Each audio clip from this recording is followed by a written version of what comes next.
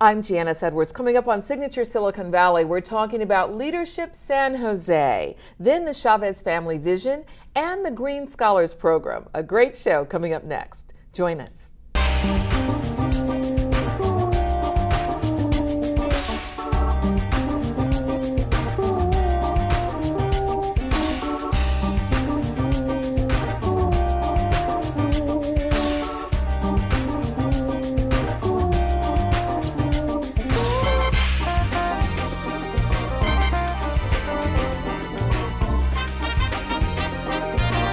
Welcome to Signature Silicon Valley. I'm Janice Edwards. Thank you so much for joining us. We begin our show today focusing on Leadership San Jose. Margaret Tamasia is an alumna of the program, and she joins us now to give us some insight into what they're looking for the incoming year. The application deadline is June 6th. Welcome and thank you for being here. Thank you, Janice. So let's talk a little bit about what Leadership San Jose does. Most people know it helps people become more engaged and really positions people, obviously like its name says, for leadership. But beyond that, how does the program work? Sure. So it's a 9-month-long program, and we meet once a month for a full day. And the program allows you to really meet people across the community. So there's business leaders in the program, there's nonprofit employees and executive directors, and there's also folks from the city of San Jose, both the administration and also from elected officials' offices. Yes, and you do a lot of different activities. So when you began the program, what were your goals? So my goal was to really be able to get behind the scenes in San Jose and to learn more about a community that I've lived in for more than 20 years. I had worked at City Hall and I knew a fair amount about certain areas of the city, but I didn't know the larger picture. The program allowed me to go in depth. Each class, so each month we go and study a different issue. So education was one of the issues, and we had a chance to go to different schools and to hear from educational experts. Transportation was an issue. We had a chance to take a tour of the city, see parts of the areas I hadn't seen before, really talk about future planning. It's a combination of networking, of learning about the city, and of really just seeing the gems and the challenges that our city faces. So as you went through these different experiences, what was most surprising to see San Jose in this light? You know, I left feeling really good about our city, that while we're a very large city, that there are things that an individual can do to make an impact. And you had a chance to meet people who are doing that every day, making that impact, making change, really investing their time and efforts. The ultimate goal of going through leadership is that you'll graduate and you'll have those skills and you'll have the interest then in turn to give back to the community. Whether you decide to serve on a nonprofit board, you decide to just volunteer in your own neighborhood, or you just get more engaged as an advocate to talk about issues that are important to you. So as you completed the 9 months, how did you discover the things about the city that you mentioned, but how did it change your career, if it did in any way? What were you doing before and what are you doing now? Sure. So I've focused on corporate philanthropy, working for tech companies. I think it gave me a more in-depth understanding of the complexity of issues and how really the three sectors of our society need to work together: the nonprofit sector, the private sector, and the public sector, to really solve these issues. So, and what are you doing now? Yeah, so I'm still in corporate philanthropy, but in my free time, I volunteer quite a bit. I'm on 2 nonprofit boards, MACLA, which is an arts organization here in San Jose, also the San Jose Leadership Council Board to help with future classes, and then I volunteer regularly with organizations like Project Cornerstone. Okay. And speaking of that, in terms of being on the board of the leadership, what makes a good candidate for Leadership San Jose? Because I know some people are thinking, could I do it? Am I the right fit? What are you looking for? Sure. So one thing is we're not looking for one type of candidate. We're looking for people who have an interest in learning, have a commitment to the community, have a desire when they're finished with the program that they're going to give back in some way. So important. Yeah, yep. And then definitely people who are open and want to network with a class, I think part of what you learn is from others. We bring the experts in, you go behind the scenes and really do a deep dive of different issues in the community. But the networking and the friendships and the ability to learn from your classmates is also something we're really looking for. What kind of homework or behind the scenes commitment is it in addition to what you have to do at the particular events once That's a great question. So there is some reading that each class is required before you come to the next session, and then the hope is that you will get involved and do a project during the course of the class, so that you'll work with your classmates and choose a community project, something that you think you can have an impact on. There's a set curriculum and we help you do that. What was your community project? So actually, when I went through it, we didn't have community projects. Oh, you missed out. I did. It's been 5 years, and I think the beauty of the leadership program, it has a 25-year history. A number of cities have that program. We're always looking for best practices. We're benchmarking against other community programs in other cities, and we implemented the projects in the last 2 years. And we've heard from the graduates that that's made a big difference for them, that they really feel like they've been able to give back in a different way. Not an opportunity that you would get in your day job. Right, it's very true. And it's very exciting to see the impact. You've met the civic leaders, you worked at City Hall before this, but after you took the program, did you see it differently? I did see it differently. You know, I saw many sides to an issue. And I think that sometimes if you're in one sector, you only approach it one way. And so it really opened my eyes to a lot that was going on in the community. And it also gave me a chance to meet some real leaders. Yes. Well, certainly we see leadership change. We had the mayoral election there. There are the concerns about the pension, crime, housing, etc. When you look at when you started in Leadership San Jose and look at San Jose now, what do you consider the most pressing issues of the city? You know, I think one of our issues is because we're such a big city and we have so many different communities, so many different neighborhoods. I think one of the challenges is to keep people engaged and interested in trying to move the city forward, and to not get so narrowly focused on just the one issue that affects you. And I think Leadership San Jose exposed me to the fact that everything is related, and so you can't solve a transportation issue without looking at the jobs and the housing imbalance issue, or planning issues, and education. You can't solve that without really looking at all the resources that are needed.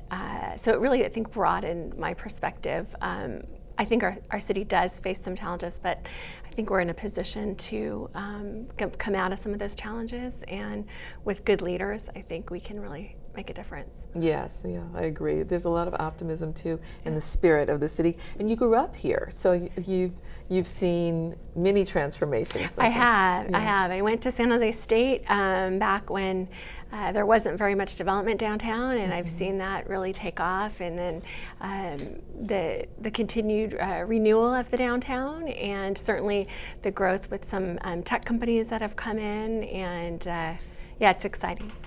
Is there a cost for Leadership San Jose? There is a cost. It's a few $1,000s. There is a scholarship program for those who may need that. And many times it's considered professional development. So where you're working, your employer certainly can partner in covering that cost. And in terms of the curriculum for professional development, you are still in the same arena, but with your skill set, how do you think you expanded most based on what you learned in the leadership program? It's a great question too. You know, it gave me a chance to interact with people that I wouldn't ordinarily have a chance to interact with, and we had leaders come speak to our class, and I think it gave me a chance to really look at my own leadership style and to take the strengths that I learned from others and try to develop that for myself. What strengths did you take that you feel like you've incorporated in your leadership style? So I think one thing is definitely to know you don't have all the answers, and you don't need to as a leader, that you really need to tap into those other experts. And it's okay not to know, and it's okay also to try things and maybe stumble along the way. Yeah, I think that's so important, because that's one of the challenges too. When you take on that mantle in any way. Being able to delegate, being able to be authentic, and at the same time be effective is part of the challenge. Absolutely. Yes. Well, thank you so much for being here. It's a pleasure to meet you. Sure. Thank you for what Leadership San Jose is doing, because we all benefit from it, and the leaders that emerge from the program in such an impactful and powerful way. Thank you. Oh, absolutely. If you'd like to contact Leadership San Jose, the details are on our screen. Rita Chavez Medina and Barbara Medina Aranda have joined us to talk about the Chavez family vision. They are the sister and niece of Cesar Chavez. Welcome to you both, and thank you for being here. Thank you for having us. Yes. Thank you for inviting us. Glad to have you, and so nice to see you again. Nice to see you too. Let's talk about this nonprofit organization. How did it come about in order to continue your uncle's legacy? Well, about 16 years ago, we just people were coming to us asking us, why don't we have a nonprofit to celebrate his work, and also to protect his name, because there were some agencies out there trying to take advantage of his name. So we decided to, create it. Agency. And there are a lot of family members that do help us out. They don't go out in the public sometimes, there's just like maybe a few of us that do that. Yes. So that's what we do. We try to educate people on his work and what he did, and that he did live in San Jose and start his work here. And we do that year round. We don't always have events, but when we do, we have them out like Saturday, the 28th is the march.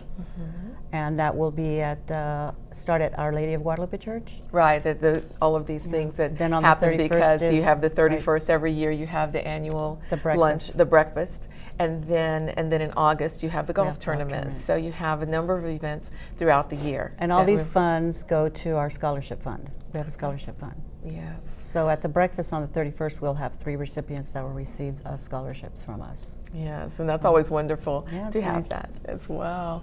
Yes, and those recipients may know some things about your uncle, but not so much about the person. And Ms. Medina, you go to schools and you share with students about your brother. What do you tell them that helps them understand who he was as a person?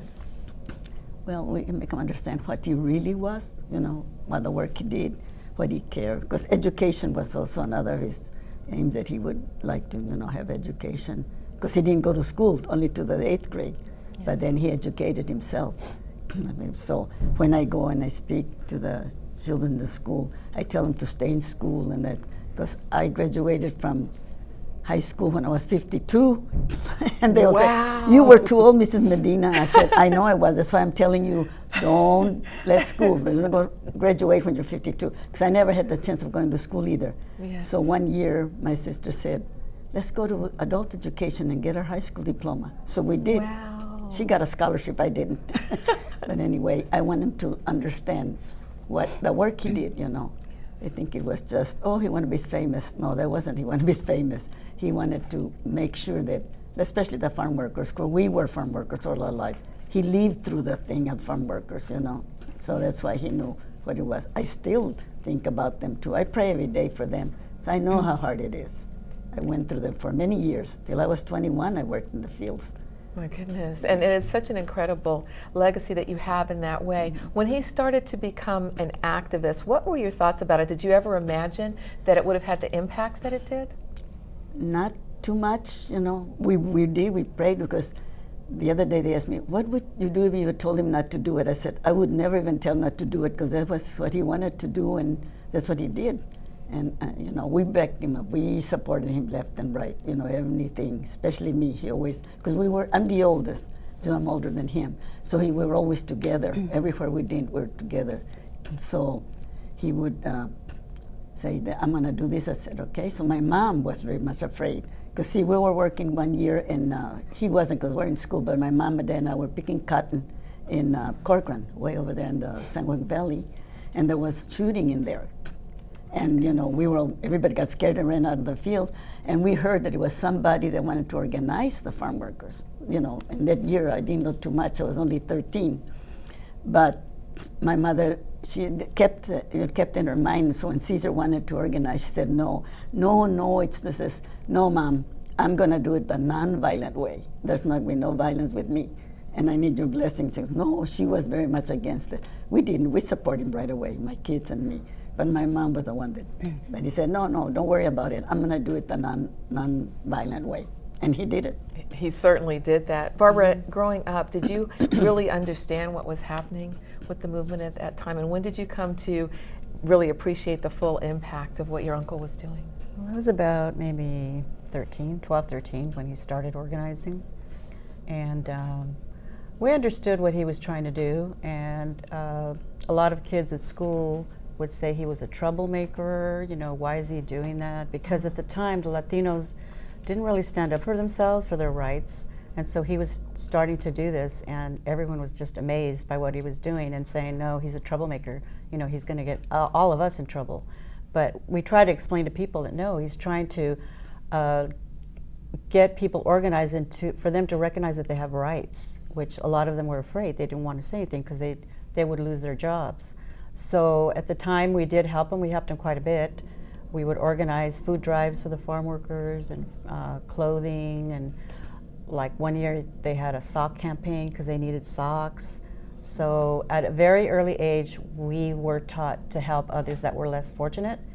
Even when my parents were in the community service, which my uncle was a part of, we always had to go out into the community and help other people. And we helped during elections. We helped people. Wow. We would go with my parents and help them register to vote. So we were already into it. We knew what it was. And it was just like, okay, we'll have to help them. You know, things are coming up, we have to do it.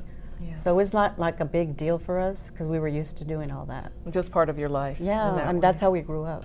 Yes. And the golf tournament that you have every year, tell me a little bit about that, how that came about and why it's important. Well, we started the golf tournament like maybe a few years after the breakfast because we decided we wanted to build up our fund for the scholarships. So whatever we get out of the golf tournament, we also use for our scholarships. And we have anywhere from 120, 140 people that come out. And just come out and have fun. You don't have to learn how to play golf really well. You just go out and have fun. Yes. And that's what mainly everybody comes out to do that. Yes. And we have an auction and, you know, raffles and stuff. But everything is towards the scholarship fund. It's a wonderful legacy that you're continuing. When the movie came out last year, what were your thoughts in terms of the accurate depiction, and how do you feel about having that out? It was pretty accurate. Yeah, it was only a 10-year span. Right. I think it was from 72 to 82, something like that. What? When the movie came out, it was only 10 years. 10 years, it was Yeah. 82. So it was only 10 years, so it didn't show everything. But he was pretty accurate. The actor really looked like my uncle in certain little, the way he would turn and make his little motions. So it was sad in a way because the last portion shows him Yes. coming out of his house. Mhm. So that was Yes. emotional. Yes, it's hard as you remember. Very emotional. Well, I know that his spirit continues to live through you, and we are so honored to have you here today. We're so honored for the work that you're doing to We're make a grateful for difference. you for inviting us. Oh, Thank it's you. my pleasure. Thank you so much. If you'd like to contact the Chavez Family Vision, the details are there on our screen. The Green Scholars Program provides a variety of opportunities for youth to excel. Gloria Whitaker Daniels is the program director, and we're glad to have her with us today. Welcome. Thank you, thank you. Yes. So for people who didn't know Dr. Green, tell us a little bit about him, because this is the program that he began. Yes. So Dr. Green came to the Valley, Silicon Valley, back in the 1970s, I believe. And he started off as an electrical engineer and was part of the growth of the Silicon Valley when it was in its infant stage. He started at Fairchild, prepared many electrical designs that eventually he was able to receive patents on. He continued his career and really over his whole life started several companies focused on electrical engineering and designs of semiconductors, and eventually became a venture capitalist in the Valley and started not just being part of organizations, but actually starting organizations and then funding the entrepreneurial support that is necessary to start new companies. So his focus was on starting businesses, funding businesses, and ultimately Deborah Watkins, who met him and decided that she wanted to name a STEM program after him. And inquired if he would be interested in naming the program after him, and he said, of course, he would be interested. So we actually wanted to name the program after a living scientist. So yes. that is why Deborah Watkins, who's the founder of the California Alliance of African American Educators, and also the Green Scholars Program, selected him and also named the program after him. Yes, and Dr. Frank Green was incredible, and then he passed a few He years. passed away in about 2009. Yes. And it's amazing how much time has passed. I mean, time has gone by very quickly. Hard to believe. It's very hard to believe that much time has gone by. Yes, but the legacy continues Yes, it in does. so many rich ways. Tell us about the various programs that you have. Okay. Within the Green Scholars Program, we're a year-round program. We attract students from 3rd to 12th grade. When we first started the program, we were in Santa Clara County only. Now we cover 5 counties, pulling children to get critical mass of African American children in the Valley, and we meet once a month. And our main signature programs are our science fair. We've been doing this since 2001, so now we're in our 14th year. Congratulations. Yeah, it's wonderful. Of conducting science fairs. We're the only African American science fair in the state of California. The only one in the state? Only one in the state. That's laudatory in a way. It's also very disturbing. Yes. Yes. But we're looking at ways that we can replicate the program. And we have our first replication up in Bayview, Hunters Point. And they've just started their science fair. I guess it's been about 4 years now. So maybe you have 2 African American science fairs now. But the science fair is our signature program. Yes. And our next big program is our career fair. And then our Summer Science Institute, which is a week-long immersion into a corporate environment for our children. Oh, that must be fascinating. It is a lot of Now, fun. is that only for the high school students, or do all students get the All immersion? students Really, even get, third graders? Even the third graders. Wow, So what an incredible experience. Yeah, so our third graders last year spent, 3rd through 5th graders spent a week at NASA Ames. Oh my goodness. And they had a chance, their theme was Things That Fly.